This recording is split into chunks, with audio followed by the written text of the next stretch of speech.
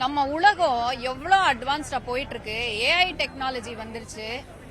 ஏதோ இங்க பக்கத்து ஊர் போயிட்டு வர மாதிரி மாசுக்கு போறோம், ஸ்பேஸுக்கு போயிட்டு வர்றோம். ஒரு பக்கம் இப்படி இருக்கும்போது இன்னமும் நம்ம ஜாதி, dowry, domestic violence, wrap, murder அப்படின்ற கொடூர குற்றங்களுக்கு ஒரு சொல்யூஷன் இல்லாம சுத்திக்கிட்டு இருக்கோமே. ஏன் இப்படி நடக்குது? ஏன்னா அரசு முடிவெடுக்கணும், நடவடிக்கைகள் எடுக்கணும், சட்டம் மாறணும். ஏன் மாறக்கூடாது, ஏன் மாறவில்லை அப்படின்ற மிகப்பெரிய ஒரு கேள்வியோட நான் மக்கள் சார்பா இன்னைக்கு கேட்டுக்கிறேன். மாத்துங்க, சட்டம் மாத்துங்க, change the laws, give severe punishments, give death sentencing. தூக்குல மாட்டினாதாங்க இங்க ஒரு வழிக்கு வருவானுங்க. நீங்க ஆயுள் தண்டனை கொடுத்து ஒரு 10 வருஷம் கழிச்சு நீங்க தண்டனை கொடுக்குறீங்க. அவன் அதுக்கப்புறம் ஒரு 2 வருஷத்துல வெளியில வந்துருவா. வீரனா வெளியில சுத்துவா. மறுபடியும் மறுபடியும் மறுபடியும் இந்த சைக்கிள் மாதிரி சுத்திக்கிட்டே தான் இருக்கும். எங்க இதுக்கு முற்றுப்புள்ளி வைக்கிறது? உங்களால முடியும், எங்களால கேட்க தான் முடியும், உங்களால பண்ண முடியும். Please change the law, bring severe punishment, bring in death sentence.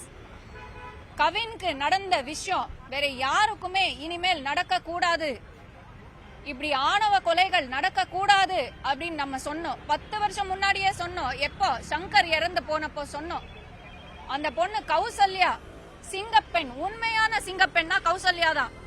தன் குடும்பத்தையே கோர்ட்டுக்கு கொண்டு வந்துச்சு. அப்பாக்கு தண்டனை கொடுத்தா பத்தாது, அம்மாவுக்கும் சேர்த்து தண்டனை கொடுங்கன்னு சொல்லி தண்டனை வாங்கி கொடுத்தது இல்ல. அதுதான் அந்த மாதிரி வாழணுங்க. இப்போ இருக்கிற சுபாஷினிக்கு நான் சொல்றேன், கௌசல்யாவை பாருங்க, தைரியமா முன் வந்து பேசுங்க. உயிர் பயத்துல பிளாக்மெயில் பண்ணாங்கன்னு சொல்லி எனக்கும் அவங்களுக்கு சம்பந்தமே கிடையாது, நான் அது சொன்னேன், நான் இது சொன்னேன், கம்பி கட்டுற கதையெல்லாம் உட்காந்து வீடியோல பேசுறது தெரியும். அப்பாவி பையனை இப்படி கொலை செஞ்சிருக்காங்களேன்னு பரிதாபத்தோட நீங்க பேசின மாதிரி தெரியவே இல்லையே. ஏன் இவ்வளோ கோலத்தனம்? லவ் பண்ற ஒரே ஒரு குற்றத்துக்காக, தலித் குடும்பத்துல பிறந்த ஒரே ஒரு விஷயத்தினால வெட்டி போட்டிருக்கானே அந்த புறம்போக்கு நாய் சுர்ஜித். லவ் பண்ற பொண்ண கை விட்டுற கூடாதுன்னு எவ்வளவு பிரச்சனை வந்தாலும் சரி நான் ஃபேஸ் பண்ணேன்னு தனியாளா நின்னால வீரன் கவின், அவன் தான் வீரன். நீ ஒரு கோலை. சுர்ஜித்துக்கு சொல்ற, உன் குடும்பமே கோலைங்க, நாசமா போயிடுவீங்க. ஒரு நாள் கூட நீங்க சந்தோஷமா வாழவே மாட்டீங்க. இது நம்ம எல்லாரோடைய சாபம். கவின் அப்பா அம்மாக்கு இருக்கிற வேதனை நீங்களும் ஒரு நாள் ஃபேஸ் பண்ணுவீங்க. இது நடக்கும். பெண்ணா ஒரு சக மனிதர்களா நீங்க நினைக்கவும் இல்லை. வளர்ப்புலயே நீ எங்க குடும்பத்தோட அடிமை அப்படின்னு நீங்க சொல்லி, எவனோ ஒருத்த கை நிறைய காசு இருக்கான், அவ சைக்கோவா இல்லையா எதுவுமே பார்க்காம நம்ம ஜாதியில இருக்கானா கட்டி வச்சிருவோம் அப்படின்னு 5 கோடி 10 கோடி கொடுத்து அந்த மானங்கெட்ட பயலுக்கு கொடுத்து உங்க பொண்ணோட வாழ்க்கை ஆரம்பிக்கிறதுக்கு முன்னாடியே சீரழிக்கிறீங்களே, இது நியாயமா? அதே பணம் அப்பா பிரச்சனையா இருக்கு, வாழ முடியல, உங்க வீட்டுக்கு வந்துருவான்னு கேட்ட அந்த ரிதன்யாவுக்கு அதே காசு 5-10 கோடி அவங்க அக்கௌண்ட்ல போட்டிருந்தா நிம்மதியா ஓரமா எங்கேயோ தனியா வாழ்ந்திருப்பால, உயிரோட இருந்திருப்பால. ஆனா உங்களுக்கு அது தேவையில்லைல்ல.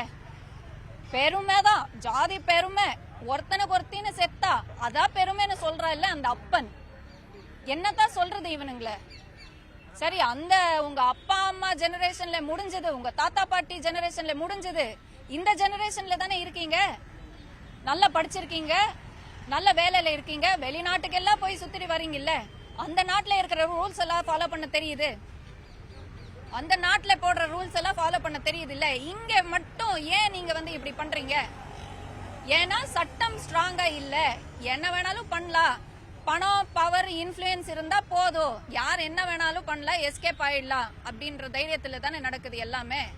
தெரியும், பாக்குறோம், நடக்கிறது தான் பேசுறோம், ஆனா பேசிக்கிட்டே தான் இருக்கோம். எப்ப மாறும்னு தெரியாது.